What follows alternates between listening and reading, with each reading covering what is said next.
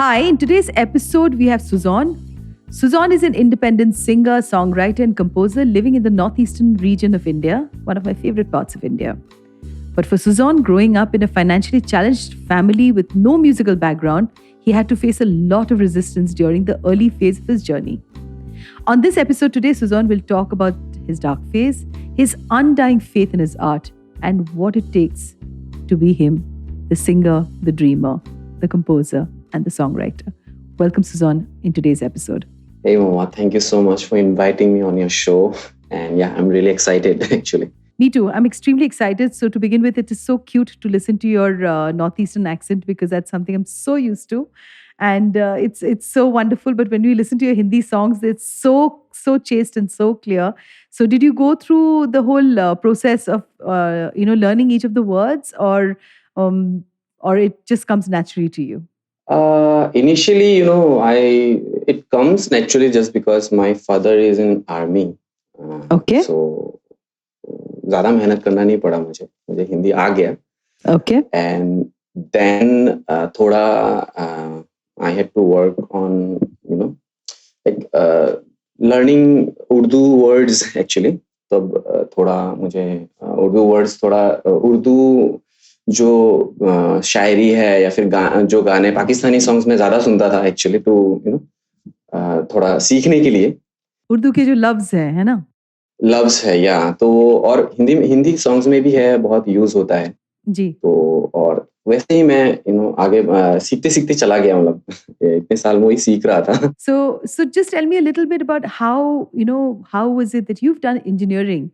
You're an engineer by profession, and so how did this whole the bug of singing, songwriting, when did you realize that that this was so inside your system? So पहले इतना मुझे जब मैं पहले तो मैं guitar सीख रहा था कि मुझे गिटार में इंटरेस्ट था, तो गिटारिस्ट बनना था. पता नहीं क्या बनना था मुझे उस टाइम में, मैं क्लियर नहीं था. बट या गिटार से मैं थोड़ा वो हुआ, स्टार्ट किया मैंने.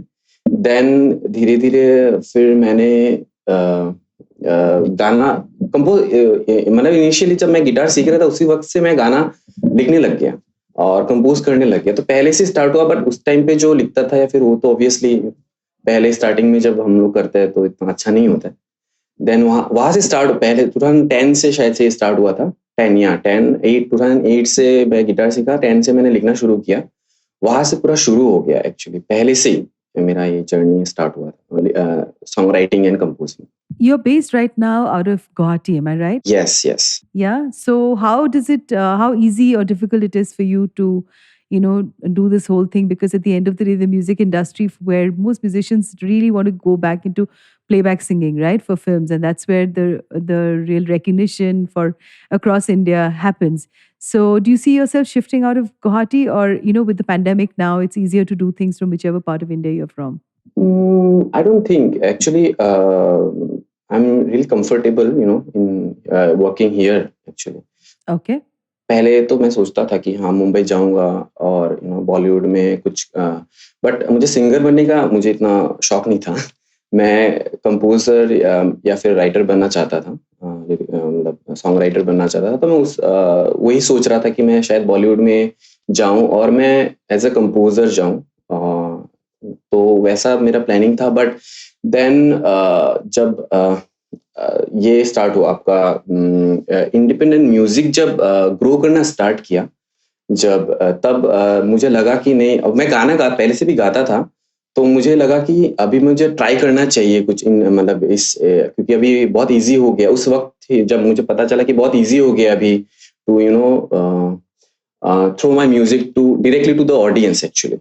सो मेरे लिए इजी हो गया था. तो मैंने फिर वहां से अपना गाने रिलीज करना ही स्टार्ट कर दिया. तो मेरे लिए थोड़ा इजी हो गया. यहाँ से मैं, क्योंकि गुवाहाटी से मैं सब कुछ कर सकता था, तो फिर मैंने कैंसिल कर दिया मैंने मुंबई जाने का. When we talk about the growth of independent musicians, so there is a lot of independent filmmakers today, independent music, and they do amazing work, but there's always a struggle for, for the funds and for the money that most artists actually in India always face. So do you feel that there's a lot of truth in that? And if you're an independent musician or an independent filmmaker, an independent artist, basically, the journey is more tougher than what it is to be, part of a mainstream system. Yeah, it is absolutely true. Just because जब हम कुछ अभी मेरा मेरा मैं अपनी तरफ से अगर मैं बोलना चाहूँ तो जब मैं कुछ ट्राई करता हूँ, एक गाना बनता है तो हम लोग उस तरह का स्टूडियो क्वालिटी एक म्यूजिक हम लोग प्रोड्यूस नहीं कर पाते। तो हम लोग रहते हैं कि हम लोग घर पे जितने, क्योंकि होम स्टूडियो ज्यादातर इंडिपेंडेंट आर्टिस्ट का होम स्टूडियो होता है, राइट। तो वो क्वालिटी ऑब्वियसली हम लोग मैच नहीं कर पाते, जो स्टूडियो क्वालिटी, जो प्रोफेशनल क्वालिटी होता है। But thanks to the audience actually, first of all, just because उन ऑडियंस को फर्क नहीं पड़ता। ये है ब्यूटी इंडिपेंडेंट म्यूजिक का, कि ऑडियंस को वो रॉनेस ही पसंद है। तो फिर हमारे लिए बहुत ईजी हो गया। ओके, या ऑडियंस अगर एक्सेप्ट कर रही है, उन लोग उनको फर्क नहीं पड़ता एक्चुअली कि क्या क्वालिटी आ रहा है, गाना उन लोग सुनते हैं, उन लोग फील करते हैं, बस वही इंपॉर्टेंट होता है। तो ये एक अच्छा मतलब चीज हुआ हमारे लिए। So then that really helps a lot of artists to come in, and do their own thing out of the studio. But one has to admit that when you do it out of a studio, definitely the voice pitch, the quality, all of that is far more of superior quality than what you would do, out of a place. Because I also record, from my own home. So I know exactly what you're saying. Yeah. So just coming back to talking as an artist, I mean, it's so difficult when you have this whole creative urge and that creative personality inside you, and you are, and as I read about you, that you were working in an oil rig space, right? And you mentioned that that was your darkest phase. So when you say that it was your darkest phase, you mean from the expectations of quitting your job as an engineer and getting back into something that remains so shrouded in non-payment, in not knowing what the future is ahead, because it's so competitive to be a musician or an actor, and or basically in the world of arts, there's so many out there. So when you talk about this dark phase, just probably just share with our listeners, Suzonn, वो dark phase का मतलब क्या है हमारे सुनने वालों के लिए? सो डार्क फेस का मतलब यही है कि जब मैंने स्टार्ट किया था इनिशियली गाने, जब मैंने इनिशियली स्टार्टिंग 2011-12 में मैंने पहला गाना, क्योंकि मैं 2010 से लिख रहा था, तो मुझे कुछ करना था। तो उस वक्त मेरा एक फ्रेंड था, उसको मैंने वो भी सीख रहा था प्रोडक्शन एंड ऑल, तो मैंने उसको मेरा एक 2-3 गाने मैंने उसके साथ किए मैंने, और वो गाने हिट हो गए ब्लूटूथ के थ्रू। एक्चुअली उस वक्त मुझे इंटरनेट के बारे में ज्यादा नॉलेज नहीं था, तो मैंने ब्लूटूथ के थ्रू यहाँ वहाँ दोस्तों को देख के हम लोगों ने वो किया, मतलब स्प्रेड कराया एक्चुअली। देन क्या हुआ कि थोड़े गाने वहाँ यहाँ चलने लग गए, तो फिर मुझे पता चला कि मेरे कुछ फैंस बन रहे हैं। तो उसके बाद क्या हुआ, ऑब्वियसली मैं म्यूजिक में उस वक्त ज्यादा सीरियस नहीं था, बट मुझे बहुत पसंद था म्यूजिक, और मुझे म्यूजिक करना था, बट म्यूजिक ही करना था ऐसा नहीं था। ऑब्वियसली इंजीनियरिंग जब खत्म हुआ, मुझे एक सीधा रास्ता यही दिखा कि जॉब करना है, तो मैं चला गया जॉब करने। बट उधर क्या हुआ कि एक तो ऑयल रिग में बहुत ज्यादा मेहनत होता है, उसका भी एक इफेक्ट था कि मुझे वो काम अच्छा नहीं लग रहा था। दूसरा था कि मेरा म्यूजिक बिल्कुल छूट गया था। तो छूटने के बाद तो ऑब्वियसली मैं मिस कर रहा था म्यूजिक को। तो फिर बाद में जब मैं घर आता था कभी कभी छुट्टी में, तो उस वक्त मतलब वो पहले वाला जो फ्लो था मेरा, वो रहा नहीं। घर वालों ने क्या कहा तुम्हें, सुजॉन? जब तुमने कहा कि तुम इंजीनियरिंग छोड़ के गाना गाओगे, गायक बनोगे, that must have been the toughest, right? To tell your parents after engineering, because there was investment for your engineering, and for parents who struggle. So yes, that can be such a letdown. वही एक dark phase था, सब मिला के actually मेरा वही dark phase था कि मुझे जॉब छोड़ने का मैंने डिसीजन लिया। उसके बाद मैं घर आया, घर आके मुझे फेस करना था, क्योंकि उसके बाद पेरेंट्स को मैं क्या ही बताता, है ना। और क्योंकि हमारे फाइनेंशियली चैलेंज था, हमारा जो था फैमिली था। तो उसके बाद हम लोगों ने मतलब प्रॉब्लम तो था, तो फिर पहले तो खुश हुए थे कि यार जॉब कर रहा है तो कुछ पैसे आएंगे घर पे, बट देन मैं तो घर पे बैठ गया तो ऑब्वियसली उसके बाद फिर मैं ज़्यादा सुना, मुझे थोड़ा ज़िद था मेरे अंदर एक्चुअली, और इतना सपोर्ट तो मिला नहीं घर से, बट वो सपोर्ट मतलब मैं पेरेंट्स का बात भी समझता हूँ, उनका जो कंसर्न है वो भी बहुत समझता हूँ, क्योंकि ऑब्वियसली जब फाइनेंशियली आप वीक रहोगे तो आपको ये सब चीज़ें ज़्यादा दिखता नहीं है, बट मैं बहुत थोड़ा ज़िद्दी था मैं एक्चुअली, मुझे करना था, मुझे पता नहीं था कि मुझे क्या करना था, तो Who was more angry between your parents, your father or your mother? Father obviously. Okay. So tell me, where did this whole musical interest start with? Was it your grandmother, your mother, your grandfather? Because I think, for a lot of people across India, they don't know how culturally rich Manipur is. I mean, I've seen the dancers and I've seen a couple artists in Delhi in Triveni Kala Sangam. They were constantly practicing the dance. And so people don't know too much all over. Yes, there are people who know now about the Northeast, but deep down, the beauty of that culture is not known. So, where did you derive this whole interest towards song and writing? I think our community is, very rich in culture. Tell us a little bit about the community. So, my community is Vishnupriya Manipuri, जो कि एक Okay. Small community है, जो पहले मणिपुर से belong करते थे पहले हम लोग, बट देन उधर थोड़ा सा कुछ कन्फ्लिक्ट आया हम लोगों के बीच, मेते मणिपुरीज और विष्णुप्रिया मणिपुरीज के बीच में, देन हम लोग को मणिपुर छोड़ना पड़ा, छोड़ के फिर हम लोग स्प्रेड हो गए त्रिपुरा, असम और इवन बांग्लादेश तक। तो देन तो क्या हुआ कि स्मॉल कम्युनिटी है, बट जो कल्चर है वो सिमिलर है विद द मेते मणिपुरीज। सो या तो ऑब्वियसली जब सिमिलर कल्चर, तो ये आर्ट का जो वो है वो तो रहता ही है ना, सबके अंदर खून में है वो। Right. तो वहां से शायद से क्योंकि मुझे पता नहीं, मेरे घर पे कोई म्यूजिशियन नहीं है, तो मुझे पता नहीं था ये कहाँ से है। मुझे लगता है कि ये शायद मेरे कम्युनिटी उसमें ही मेरे खून में है एक्चुअली शायद। Yes. या आई गेस मैं तो यही सोचता हूँ। Okay. So basically, you think that this is very much a part and parcel of your culture, and I kind of understand that because being a Bengali, also, when I were to think as to what is it that makes me love the arts, I don't know who to give credit to. Yes, both my parents are artistically inclined and they're creative people, but they're not people who have pursued that as a career. And yes, it does come to you naturally because you do see the weaving around you, and that's art. You do see, the kirtan around you, and that's art, right? And you do see the way the instruments are made, and that's art. You do see the way they worship, especially the Manipuris, they worship Krishna. Am I right? Yes, yes. And Krishna is about songs and is about dance, and it is so it is so amazing to talk to you, Suzonn, because you take me back into a place that I so wish to go back to. And yeah, because there's so much of art and culture that's not really known really, really well. And there are a lot of, actually, there is an independent filmmaker who's coming out from Manipur, and he's been doing some amazing work. And of course you have the designer Robert Naurem also, who does these amazing Fenak, right?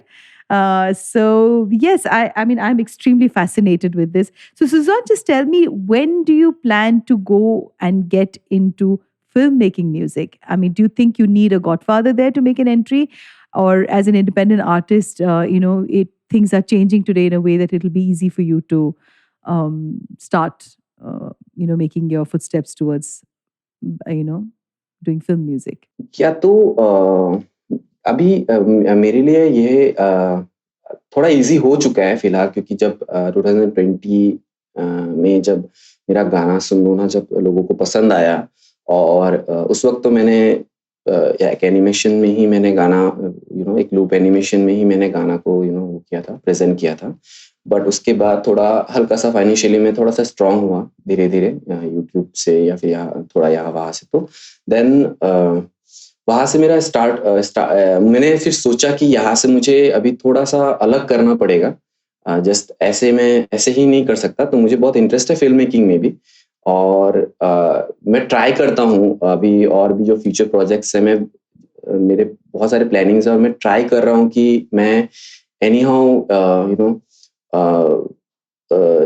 जुगाड़ करके, है ना, कैसे भी करके जुगाड़ करके at least मैं अच्छा एक विजुअल्स भी दे पाऊँ विथ माय म्यूजिक, जो मैच Okay. कर सके और जो मेरा थॉट को मैच कर सके। क्योंकि मैं सिर्फ गाने मेरे ऐसे में जब लिखता हूँ तो मैं मेरे पर्सनली मेरा वो रिलेटिव बहुत कम होता है, मैं रिलेट करके लिखता हूँ, होते हैं बट इतने ज्यादा नहीं होते। मैं ज्यादातर मैं लिखता हूँ तो मैं दूसरों से इंस्पायर होता हूँ, दूसरों के लाइफ से इंस्पायर होता हूँ। सब आर्टिस्ट लोगों के लिए वो इट होल्ड्स ट्रू कि हम जितने लोगों से बात करते हैं उतना ज़्यादा उन सबसे इंस्पिरेशन मिलती है। तो जब मुझे लोग पूछते हैं या मुझे जब लोग पूछते हैं कि आपका म्यूज़ कौन है, मैं कैसे बताऊं कि कौन म्यूज़ है? मेरे तो इतने सारे लोग हैं जो म्यूज़ है।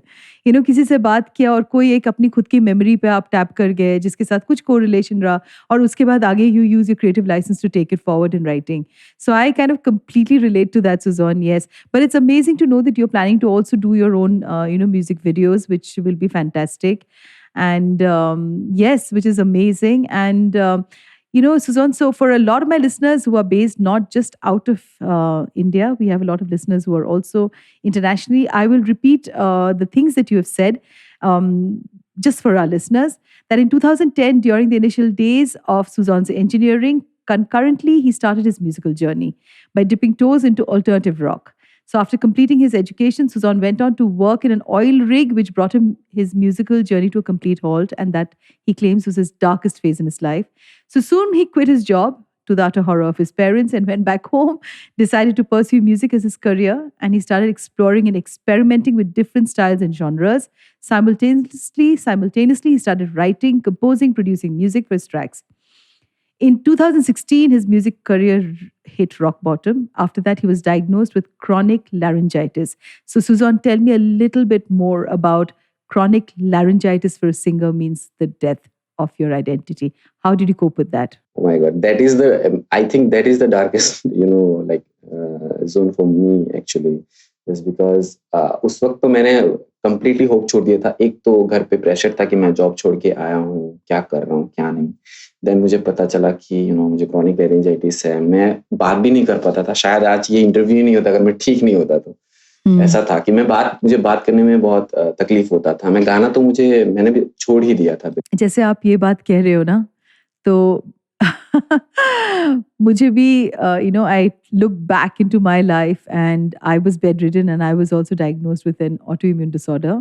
और मैं चल नहीं सकती थी और एक हाथ मेरे एल्बो से ऊपर नहीं उठता था, एक आंख मेरी ऑलमोस्ट जा रही थी और मैंने कभी सोचा नहीं था कि उसी हाथ से it was my right hand जो एल्बो से ऊपर नहीं जा रही थी, उसी हाथ से मैं ये फुल फेज में इतने ऑलमोस्ट 30 या 40,000 वर्ड्स मैंने लिखे हैं। और और कभी व्हेन आई लुक बैक मुझे लगता है कि वो एक फेज था ह्यूमिलिटी सिखाने के लिए मुझे। वो एक फेज था जहाँ पे you don't take things for granted, और वो एक फेज था जब आप उसमें से जब निकल के आते हो क्राइसिस में से, आप एक नए इंसान बन के आते हो। एम आई राइट?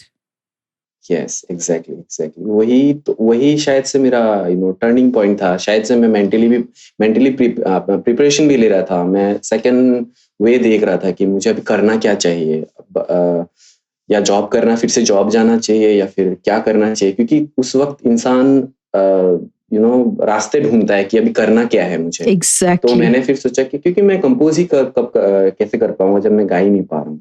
तो ऐसा सिचुएशन में मैं था, तो मैंने बिल्कुल होप छोड़ दिया था उस वक्त कि मुझे म्यूजिक में कर पाऊंगा कभी। बट देन जब मैंने इलाज करवाया, थेरेपीज लिया, वोकल थेरेपीज है, जब थोड़ा मैं कम बैक किया मैंने अपना और वोकल्स थोड़ा ठीक होने लगा, तो फिर पर मैंने सिंगिंग स्टाइल बिल्कुल चेंज कर दिया था। पहले थोड़ा अलग गाता था, फिर मैंने थोड़ा सा हल्का सटल वे में मैं गाने लग गया उसके बाद, और स्टाइल चेंज करके फिर कंप्लीटली नया चीज। और उस वक्त ये अच्छा हुआ कि तब इंडिपेंडेंट म्यूजिक बहुत स्टार्टिंग ग्रो कर रहा था। या इट वाज लाइक बूमिंग। सो मेरे लिए बहुत इजी हो गया और ऊपर से ये है कि जो इंडिपेंडेंट म्यूजिक के जो लिसनर्स है, जो ऑडियंस है, वो बिल्कुल ही कंप्लीट जो मेन स्ट्रीम म्यूजिक है उससे कंप्लीटली डिफरेंट चाहते हैं सुनना। और मेरे लिए वही एक क्या बोलते हैं रास्ता बना एक्चुअली, जो मैं रास्ता ढूंढ रहा था कि मुझे करना क्या है। तो ज्यादातर हार्डशिप से ही रास्ता निकल के आता है जिंदगी का, वहीं से मकसद निकल आता है एक्चुअली, और हमें जिस वक्त आप when you going through the dark phase, you feel that the whole world is coming to an end and the walls are closing on you, but actually you are coming out of a dark tunnel into a brighter light ahead. And I say this to myself and I'm saying this to you, because I've been through, for me, my father like invested all his money for me to study and I gave it all up and I was inflicted with this whole disease. And now that I'm coming back with work, it just feels that, yes, it's still very dark. There are moments when I just feel that, why am I doing this? What is the reason? Why can't I be, easier with myself? But I don't know how to be easier with myself. So Suzonn, I completely relate to it. But let's just talk about some of the songs that you started doing after the chronic laryngitis. You took to indie folk and came up with your first song, Tujo Paas. And it received a very good response. How was the feeling? सो या initially तो मुझे response ज़्यादा मिला नहीं था when जब मैंने release किया 2018 में, तो उस वक्त मेरा जो चैनल था यूट्यूब में वो उधर ही दिया था। मैंने स्ट्रीमिंग साइट्स पे मैंने प्लेटफॉर्म्स पे दिया नहीं था, मैंने सिर्फ यूट्यूब पे दिया था। और यूट्यूब में मेरा जो पहले का जो जॉनरा था या फिर पहले जो मैं गाने गाता था उसके कुछ ऑडियंस थे वहाँ पे। तो जब तुझो पास मैंने दिया, ये कम्प्लीटली नया सॉन्ग था, न्यू सुजॉन कह सकते हो। तो उस वक्त क्योंकि मैं अपना वॉइस को भी डेवलप कर रहा था, तो उस वक्त जब मैंने गाना थ्रो किया तो ज्यादा रेस्पॉन्स मुझे मिला नहीं एक्चुअली। बट जब मैंने स्ट्रीमिंग प्लेटफॉर्म से 2019 में मैंने एंड पे 2019 के एंड पे, आई गेस सितंबर या अक्टूबर में, भूल गया एग्जैक्टली, उस वक्त जब मैंने गाना जब मैंने डिस्ट्रीब्यूट किया टू ऑल द प्लेटफॉर्म्स, तब मुझे वो रेस्पॉन्स मिलने लगा उस गाने का मुझे। क्योंकि मैं सोचा था कि गाना शायद खराब बना है, मुझे पता नहीं लोग पसंद नहीं कर रहे हैं। और जस्ट यूट्यूब से आप नहीं बोल सकते कि गाना खराब है, क्योंकि बाकी जब दिया तब, क्योंकि इंडिपेंडेंट जो म्यूजिक के जो लिसनर्स है वो ज्यादातर स्ट्रीमिंग प्लेटफॉर्म्स पे ही घूमते रहते हैं ज्यादातर। यूट्यूब में भी है, बट स्ट्रीमिंग प्लेटफॉर्म्स में Spotify and all Apple music, यहाँ पे ज्यादातर उन लोग गाना सुनते हैं। तो उस गाने का मुझे जब मैंने दिया तब मुझे पता चला कि गाना, मुझे भरोसा हुआ कि गाना अच्छा है, एक्चुअली इतना बुरा गाना नहीं है। तो या वहां से स्टार्ट हुआ वो गाना, मुझे रेस्पॉन्स मिलना actually. Fantastic, so amazing to hear this. और मैं तो बिल्कुल ही फिदा हूँ फॉर योर सॉन्ग हमसे खफा. I think it's one of the, it just really, really touched my heart. And it's a debut collaboration with a record label. It's called Selekt by Koinage Records. And it's a rather unconventional track compared to your previous releases. And it's being adored by the mass audience, your interviewer being one of them. And next year, you are planning to release your debut album along with a few singles. Am I right? Yeah, so I'm not sure album होगा नहीं होगा, but yeah, we are planning कि अगर होता है तो अच्छा है, बट हाँ, मतलब यस, प्लान तो है वैसे. So thank you so much, Suzonn. But before we end, I have to say a quote by Elizabeth Kubler-Ross, that the most beautiful people we have known are those who have known defeat, known suffering, known struggle, known loss, and have found their way out of the depths. These persons have an appreciation, a sensitivity, and an understanding of life that fills them with compassion, gentleness, and a deep, loving concern for people around them. Beautiful people do not just happen. So thank you so much, Suzonn, for being on today's episode. And we wish you all the best in your musical career. और हमसे खफा तो दिल में बस गया. Shukriya. Lots and lots of love. Thank you so much for inviting me. Thank you. To you, our dearest listeners, you can find us on your favorite streaming services. Find us on Spotify, Amazon Music, Apple Podcast, and of course, all other major streaming services. With loads of love, we are Moody Mo Awaz Podcast, where Hatke is hot.